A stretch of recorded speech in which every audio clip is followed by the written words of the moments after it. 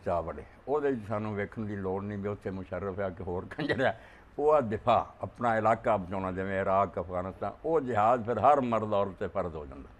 ਉਹਦੇ ਲਈ ਕਿਸੇ ਦੀ इजाजत की लोड़ नहीं किसी तनजीम की लोड़ नहीं ਜਿਹਦੇ जिन्ना जोर लावे भी काफर साडे इलाके चों निकले एक क्या भी दूजे के इलाके बढ़ के पेशकदमी करनी वो उन्ना चिर जायज़ नहीं जब तक हाकम वक्त ऐलान ना करे मुआहदे उन्होंने जोड़े सारे खत्म ना किए जान और नाल भी अपने मुल्क दीन ना चला लो पहला आप साले बने फिर हाँ नहीं ਇਹਦਾ कोई हक ये बिल्कुल नाजायज़ है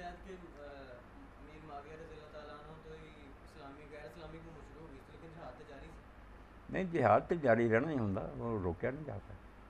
मगर अपने मुल्क से जोड़ा ना वो गैर इस्लामी सिर्फ हाकमां का कोई तर्ज अमल बदल गया सी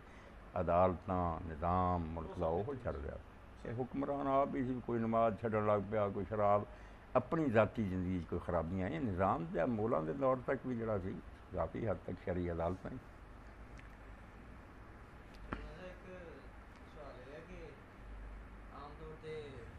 असल गल तो नईम साहब भराओ सारे है भी अल्लाह लोगों को जन्नत चले जाना चाहता मारना नहीं चाहता काफर भी रब की मखलूक अल्लाह आंदा इन्हों मिलो जे जन्नत चले जान तो चंगा काम नहीं बिल्कुल ये नक्को मूँह चुर जाए ना पेश ना जाए फिर खून रेजी है बंदा मार दिता उस हिंदू सिख ने कल आख्या मैनू इन्होंने दीन दसिया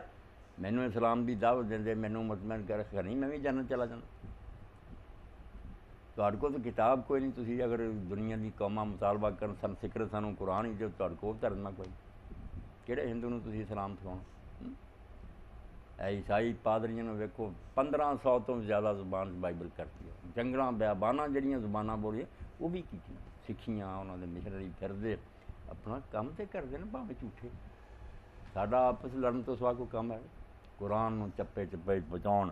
अगलियां दी गल सुन उन्होंने इतराज़ जोड़े उनका जवाब देन हो सकता 100 चों 99 मुसलमान होकर मर किसी को काफर मरन का शौक नहीं मुसीबत भी जिथे कोई जम्मिया वो गरीब समझदा मेरा दीन सच्चा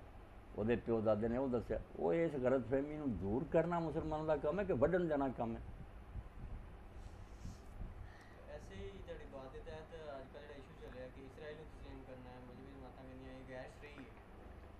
नहीं इसराइल को तस्लीम करना तो वो गल नहीं भी जिहाद वाली वो तो मसला है अगर कोई गासबाना किसी की जगह से कब्जा कर लै तो इस तो भी उन्होंने कब्जा कर लिया मन लिया कि भावें वो फर्ज का वा या किसी कौम का ये तो बड़ा देर मच जूगा जो मन लीए कल कश्मीर से उन्होंने कब्जा किया वो फिर कोई बदकिस्मती ना इत्थे आ वड़े या अमरीका उत्ते इराक से तस्लीम कर ले जी जिन्हें खोलिया गासबाना कब्जे की मजामत करनी होंगी कि उन्होंने तस्लीम करना होंगे ना भी छुड़ा सकीए नहीं साहब दवाई तो दिंदे मरना होंगे ना कि शायद भाई मेरी है इसराइल का जो पहला तो मुल्क होंगे सानू की तकलीफ अभी अमरीका बरतानिया मन नहीं रहे वो जिन्हें हरामिया ने जंगे अजीम कर्जा लिया इन्हों की कमर टुट गई उस कर्जे जो खुफिया मुआहदा कर लिया अरबां उधर चकमा दिता तुसीं तुर्कों के खिलाफ हो जाओ सल्तनत उस्मानिया का बेड़ा गर्क किया तुहानूं असीं आज़ाद हुकूमत बना देंगे शाम इराक सारे तुहाडे होणगे शरीफ मक्का नूं धोखा दिता बाद तो सारे आप खोल है कोई फ्रांस ने कोई 100 साल हुकूमत की कख भी ना लभा अरबां नूं ते नाल इन्हां नाल जिहड़ा खुफिया यहूदियां नाल मुआहदा कीता कर्जा दे दिओ तुहाडा मुल्क बना दो है वो ऐलान बालफूर कर दिता ये कोई इन्हां दा वतन जिहड़ा इस तरह वतन बनी सारी दुनिया सारे थाई इन्हां तो पहला इत्थे फलस्तीनी वसदे सी वो पुराने निकल आउणगे मालका के इसराइल कित्थों आया सी पहला ये कोई नहीं गया गासबाना कब्जा जड़ा तस्लीम करना ये